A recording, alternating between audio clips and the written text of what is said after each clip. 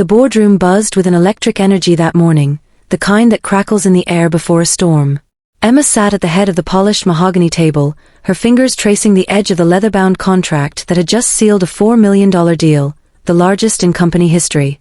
Across from her, Michael, the regional sales director who had been gunning for this account for years, stared at the document with an expression that could curdle milk. "You know," Michael began, his voice carrying that peculiar edge he used when trying to mask his true feelings, "I'm really surprised you managed to close this deal. I mean, it's not exactly your usual territory." His smile didn't reach his eyes, and Emma felt the familiar twist in her stomach that always accompanied these moments. The other executives around the table shifted uncomfortably, their suit jackets rustling against the high-backed chairs. Emma forced herself to maintain eye contact, though every instinct screamed at her to look away. She'd learned early in her career that showing weakness only invited more aggression. "Actually, Michael, my background in digital transformation was what made us competitive for this tech integration project. The client specifically mentioned how our approach aligned perfectly with their vision." She watched as Michael's jaw tightened, his expensive watch catching the fluorescent light as he adjusted his cuffs. "Still, I would have thought they'd want someone with more experience in enterprise-level negotiations." The pause before experience hung in the air like smoke, heavy with implication. Emma had heard this song and dance before. She was too young, too new, too different to deserve success. But this time felt different, more pointed somehow. Rachel, the CFO, cleared her throat and glanced at her watch, clearly eager to move on. "Well, regardless of who closed it, we should all be celebrating this win. It puts us well ahead of projections for Q3. Her words were meant to diffuse the tension, but Michael wasn't ready to let go. "Speaking of projections," he continued, leaning forward until his tie brushed the contract, "I've been reviewing some interesting data about team performance metrics. Funny how certain individuals seem to consistently outperform others in ways that don't always add up." His gaze locked onto Emma, and she felt the blood drain from her face. This wasn't just professional rivalry anymore, this was something darker, more calculated. The rest of the meeting passed in a blur of financial reports and market analysis, but Emma couldn't shake the feeling that Michael's words had set something in motion. As she gathered her materials, she caught sight of Lisa, one of the junior sales associates, giving her a sympathetic look. Lisa had been there when Emma first joined the company 3 years ago, fresh out of business school and hungry to prove herself in a male-dominated industry. Walking back to her office, Emma replayed Michael's comments in her mind. She'd always known he resented her rapid rise through the ranks, but today's confrontation felt different. There was a precision to his words, a deliberate attempt to undermine her credibility. And then there was the way several executives had avoided making eye contact during the exchange, the subtle shifting of alliances that often preceded major organizational changes. Her phone buzzed with congratulatory messages from colleagues, but each notification felt hollow now. Experience had taught her that in corporate politics, today's celebration could easily become tomorrow's witch hunt. She paused by the floor-to-ceiling windows overlooking the city, watching the late afternoon sun cast long shadows across the skyscrapers. Somewhere in the distance, thunder rumbled, nature's echo of the storm brewing within the company walls. That evening, as she prepared to leave, Emma noticed Michael lingering near the elevators, deep in conversation with Sarah from HR. Their heads were bent together, and though she couldn't hear their words, she recognized the body language, the conspiratorial tilt, the careful glances around to ensure privacy. When they noticed her approaching, their conversation stopped abruptly, replaced by practiced smiles and polite nods. Driving home through the gathering storm, Emma realized she hadn't felt this uneasy since her first year at the company, when she'd been passed over for a promotion despite having the best numbers on her team. Back then, she'd learned to keep her head down and focus on results. But now, with the biggest deal of her career under her belt, she wondered if that strategy would still work. The rain hammered against her windshield, matching the tempo of her racing thoughts, as she realized that sometimes, being good at your job isn't enough when someone else is threatened by your success. The Monday morning after the deal closed, Emma arrived at the office to find her access badge denied entry to her floor. Confusion turned to alarm as security escorted her to HR, where Sarah sat waiting with a meticulously prepared termination letter. The official reason cited performance concerns, but Emma knew better. The timing was too precise, the documentation too quickly assembled. As she packed her belongings under watchful eyes, the irony wasn't lost on her, fired immediately after securing the company's most significant contract in years. News of her departure spread like wildfire. Within hours, the entire sales department understood what had happened, though no one dared speak of it openly. In the break room, hushed conversations ceased whenever management entered. The atmosphere grew tense, employees tiptoeing around invisible landmines while trying to maintain productivity. The irony was palpable. The very achievement that should have cemented Emma's position had instead marked her exit. The ripple effects began almost immediately. Key clients who had built relationships with Emma started questioning their commitments. Without her calming presence during negotiations, several pending deals faltered.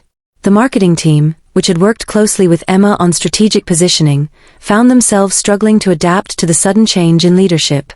Meetings that once flowed smoothly now stumbled through awkward transitions, with team members exchanging worried glances. In the 2 weeks following Emma's departure, the company's revenue took a dramatic nosedive. The $4 million deal remained intact, but its implementation required specialized knowledge that Emma had possessed. New complications arose daily, each requiring decisions that only she could make efficiently. Customer service metrics plummeted as frustrated clients demanded answers that the remaining staff struggled to provide. The carefully cultivated trust that Emma had built over 3 years began unraveling at an alarming rate. Behind closed doors, panic set in among the executive team. Weekly revenue reports showed a staggering 70% drop compared to pre-termination figures. Sales calls went unanswered, follow-up meetings were cancelled, and pipeline forecasts turned increasingly bleak.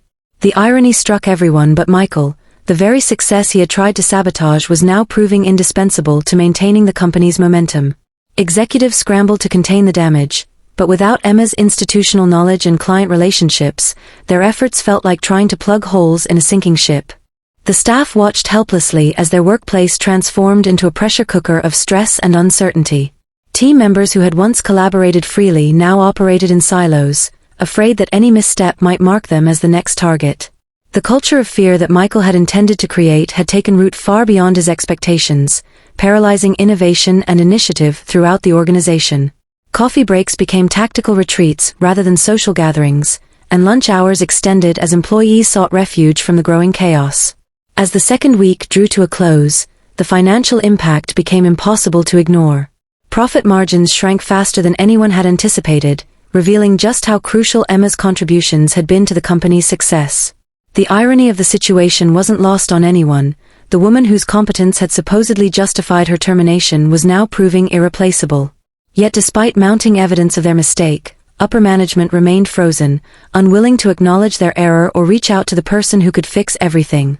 The corridors that had once hummed with purpose now echoed with uncertainty, each day bringing new challenges that highlighted Emma's absence.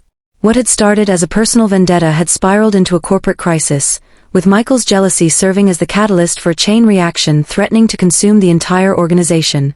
The company's future, once so bright with possibility, now hung precariously in the balance, held hostage by pride and poor judgment. 3 weeks after Emma's abrupt departure, the company's headquarters transformed into a war zone of frantic activity and desperate measures. Conference rooms became command centers, whiteboards covered in red ink detailing mounting losses and missed opportunities. The IT department implemented emergency protocols to track customer defections, but their sophisticated systems couldn't capture the human element, the trust that had walked out the door with Emma. Michael, initially triumphant in his victory, now found himself trapped in a nightmare of his own making. His desk, once a symbol of power, became a fortress of denial as he worked 14-hour days trying to stem the bleeding. The same executives who had silently witnessed Emma's termination now crowded his office, demanding solutions while carefully avoiding direct blame. Each morning, he arrived earlier and left later, his tailored suits hanging looser on his frame as sleepless nights took their toll. Meanwhile, Emma navigated her own complex reality. Instead of wallowing in bitterness, she channeled her energy into building something new. Her former clients, many of whom had followed her out the door, urged her to start her own consultancy. They saw value not just in her expertise but in her integrity, qualities that had cost her dearly at her previous company. Late nights found her drafting business plans while fielding calls from concerned former colleagues warning her about the chaos unfolding at the firm. The industry grapevine buzzed with stories about the company's downfall, each retelling more dramatic than the last. Competitors circled like sharks, poaching talent and clients alike. Former teammates reached out to Emma, sharing confidential information about internal struggles and offering their services. Some came bearing tales of Michael's increasingly erratic behavior, shouting matches in hallways, impromptu meetings at midnight, and desperate attempts to micromanage every aspect of operations. During this period, Emma discovered unexpected allies in unlikely places. Sarah from HR, guilt-ridden over her role in Emma's termination, began feeding her information about the company's deteriorating condition. Through coded emails and carefully worded coffee shop meetings, she revealed how Michael's obsession with controlling the narrative had blinded him to the real issues facing the company. Other former colleagues organized secret gatherings, pooling resources and contacts to support Emma's new venture. The media caught wind of the story, transforming it from corporate drama to public spectacle. Business journals ran analyses of the company's rapid decline, speculating about the mysterious circumstances surrounding Emma's departure. Industry conferences became battlegrounds where whispered conversations carried more weight than official presentations. Emma found herself courted by headhunters and venture capitalists, each offering opportunities that seemed almost too perfect given recent events. Yet amidst the chaos and opportunity, Emma faced her own demons. The injustice of her termination burned brightly, threatening to consume her with bitterness. Nights spent staring at the ceiling, replaying Michael's words and actions, tested her resolve to build something positive from the wreckage. She wrestled with conflicting desires, to prove her worth, to seek revenge, to simply move forward, each impulse vying for control of her future. The company's remaining employees operated in a state of suspended animation. Projects stalled as teams waited for direction that never came, while new initiatives died on the vine due to lack of coordination. Middle managers, caught between protecting their teams and satisfying upper management's demands, developed elaborate coping mechanisms. Some created shadow organizations within departments, quietly maintaining operations while officially reporting progress that existed only on paper. As the fourth week approached, patterns emerged that neither side could ignore. Emma's new consultancy gained traction far faster than anyone predicted, fueled by disillusioned former colleagues and dissatisfied clients seeking better alternatives. Meanwhile, the original company teetered on the brink of collapse, its once stable foundation eroded by infighting and loss of confidence. The situation had evolved beyond personal vendettas or corporate politics. It had become a study in organizational entropy, where one bad decision had triggered a cascade of unintended consequences. Despite the turmoil, seeds of hope began to sprout in unexpected places. Former rivals extended olive branches, recognizing that the industry as a whole suffered from such destructive practices. Mentors who had watched Emma's career unfold offered guidance and connections. Even some of Michael's supporters began quietly questioning whether their loyalty had been misplaced. The landscape of possibilities expanded daily, presenting choices that would shape not just individual careers but the future of the entire sector. Through it all, Emma maintained a delicate balance between past and future. She documented every interaction, every offer, every opportunity, creating a detailed map of her journey from victim to victor. The files on her computer grew alongside her resolve, each entry representing another step toward reclaiming her power. Yet the path forward remained uncertain, with multiple directions offering both promise and peril. Every decision carried weight, every choice echoing with potential consequences that could either heal old wounds or create new ones. The complex web of relationships and circumstances continued to evolve, drawing in new players and creating unexpected alliances. Venture capital firms saw opportunity in the chaos, circling both Emma's emerging consultancy and the struggling original company. Industry veterans, remembering their own battles with corporate politics, reached out with advice and warnings. Legal experts offered pro bono consultations, intrigued by the case's potential to set new precedents in employment law and corporate governance. Emma's former colleagues, now scattered across various companies, formed an informal network dedicated to supporting ethical business practices. They shared stories of similar situations, creating a database of experiences that could help others navigate corporate minefields. Some became vocal advocates for change within their new organizations, using their positions to challenge toxic cultures and promote merit-based advancement. Others focused on mentoring young professionals, determined to prevent the next generation from facing similar challenges. The original company's struggle became a cautionary tale discussed in business schools and executive training programs. Management consultants built entire seminars around the case study, analyzing the cascading effects of removing key personnel without proper succession planning. Human resources professionals debated the ethical implications of allowing personal agendas to override objective performance metrics. The story served as a powerful reminder of how quickly institutional knowledge and client relationships could evaporate when trust was broken. Meanwhile, Emma's new venture attracted attention from unexpected quarters. Technology startups saw potential in her approach to client relations and operational efficiency. Established firms proposed partnerships that could leverage her expertise while providing stability for their own transformations. The media coverage, initially focused on the dramatic aspects of her departure, shifted to examining her innovative methods and leadership style. Interview requests piled up, each offering an opportunity to shape the narrative and influence industry standards.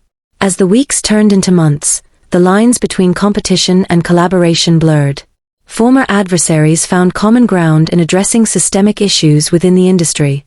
Professional organizations established task forces to develop guidelines for handling similar situations, incorporating lessons learned from Emma's experience.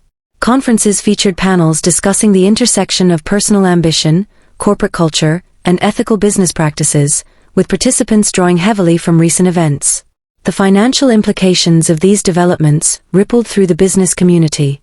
Investors became more cautious about funding companies with opaque management practices or histories of internal conflict.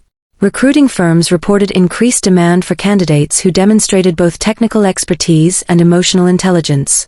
Compensation packages began including clauses that protected key personnel from arbitrary termination, reflecting a growing recognition of their true value to organizations.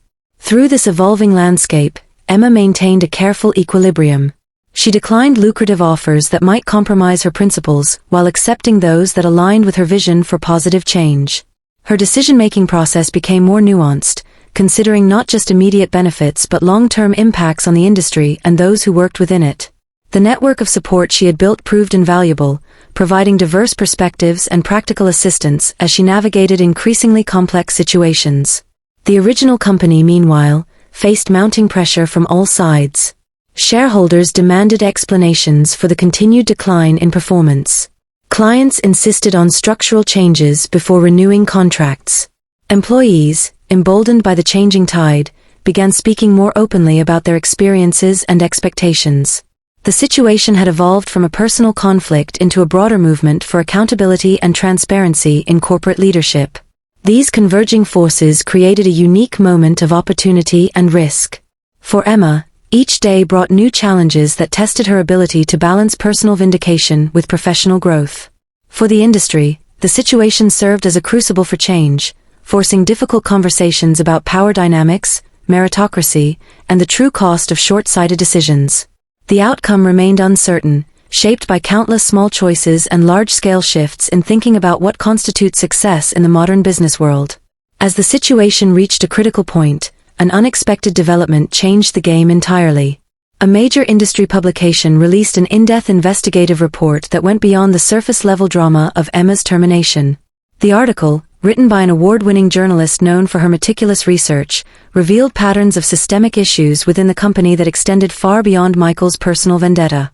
Internal documents obtained through anonymous sources painted a picture of a corporate culture rife with favoritism, unethical practices, and questionable financial maneuvers. The report sent shockwaves through the business community. Industry regulators launched an official investigation into the company's practices, while shareholders filed class action lawsuits alleging mismanagement and breach of fiduciary duty. The board of directors, previously united in their support of Michael's actions, now found themselves divided and defensive. Several long-time members resigned in protest, while others began quietly distancing themselves from decisions made during the crisis. For Emma, the publication of the report presented both opportunity and challenge. While it validated everything she had experienced, it also thrust her into the spotlight in ways she hadn't anticipated. Interview requests multiplied exponentially, now coming from national news outlets and international business publications. Her phone buzzed constantly with messages from industry leaders, academics, and even government officials interested in discussing corporate governance reform. The timing couldn't have been more crucial. Emma's consultancy had grown faster than she'd imagined possible, but sustaining that growth required careful navigation of this new attention. She assembled a small team of trusted advisors, including former colleagues who had left the company after her departure and several mentors who had watched her career unfold. Together, they crafted a strategy that balanced public advocacy for change with the practical needs of building a sustainable business. Michael's position became increasingly untenable as the investigation progressed. Former employees, emboldened by the report's findings, came forward with their own stories of discrimination, retaliation, and unethical behavior. What had started as a personal conflict had evolved into a movement for accountability, with Michael's actions serving as the catalyst for exposing deeper issues within the organization. His attempts to defend his actions only dug the hole deeper, as inconsistencies in his explanations became apparent under scrutiny. The original company teetered on the edge of collapse, its reputation in tatters and its financial stability in question. Clients who had remained loyal despite initial reservations now demanded fundamental changes in leadership and corporate culture before renewing contracts. Competitors, seeing an opportunity to gain market share, aggressively courted both customers and top talent. The industry landscape shifted dramatically as companies reassessed their relationships with the embattled firm. Through this chaos, Emma maintained her focus on building something positive from the wreckage. Her consultancy evolved from a simple alternative to her previous employer into a laboratory for developing better business practices. She implemented policies that prioritized transparency, merit-based advancement, and employee well-being, the very elements missing from her previous workplace. Clients responded enthusiastically, not just to her expertise but to her commitment to doing business differently. The media attention brought another unexpected development, speaking engagements at major conferences and universities. Emma found herself addressing packed auditoriums of business students, young professionals, and seasoned executives, sharing insights about navigating corporate politics while maintaining integrity. These appearances helped shape the conversation about workplace culture and ethics, positioning her as a thought leader in organizational transformation. Meanwhile, the legal proceedings against the company gathered momentum. Class action suits expanded to include allegations of systematic discrimination and abuse of power. Regulatory bodies imposed temporary restrictions on the company's operations pending the outcome of their investigations. The board of directors, desperate to salvage what remained of their reputation, began reaching out to Emma through intermediaries, seeking advice on how to implement meaningful change. This outreach created a moral dilemma for Emma. Helping her former company recover would require setting aside the personal injustice she had suffered, potentially giving those who had wronged her a chance at redemption. Yet ignoring the opportunity might mean allowing toxic practices to continue elsewhere, as executives moved on to new positions without facing consequences for their actions. Her advisory team debated the merits of engagement versus separation. Some argued that participating in the company's recovery would dilute her message and appear hypocritical. Others believed it represented a unique opportunity to influence real change from a position of strength. Emma found herself torn between these perspectives, knowing that whatever decision she made would define not just her future but the legacy of this entire episode. As winter approached, the situation reached another turning point.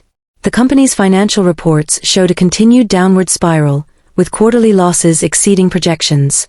Key accounts that had held on through the initial turmoil began defecting in earnest, citing irreparable damage to trust and confidence.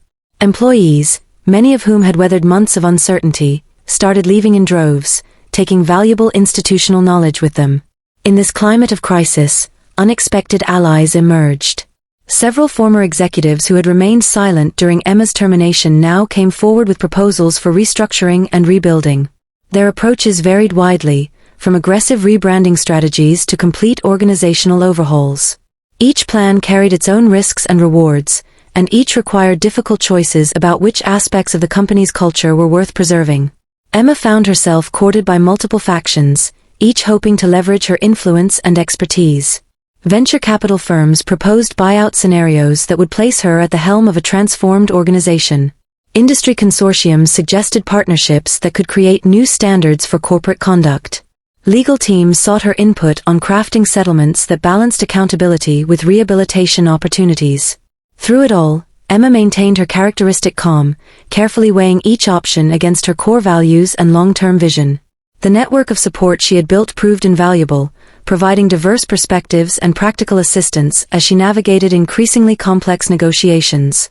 Her days stretched long, filled with meetings, strategy sessions, and careful consideration of proposals that could reshape an entire industry.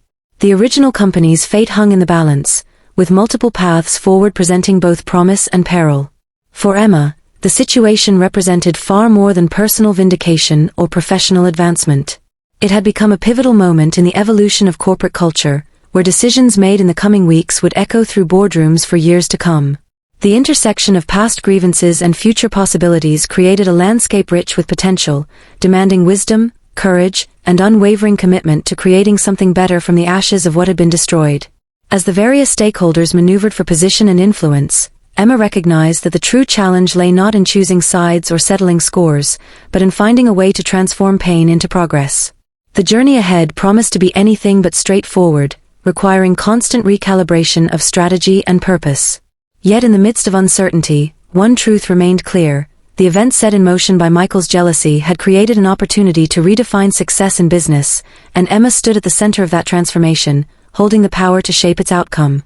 The coming months would test every aspect of her character and capability, demanding sacrifices and compromises that would stretch her understanding of forgiveness and redemption. As she prepared to make her next move, Emma understood that the path forward would require more than just business acumen or strategic thinking. It would demand a profound commitment to creating lasting change, even at personal cost. The stage was set for a resolution that could either heal old wounds or create new ones, with the potential to impact countless lives across the industry spectrum.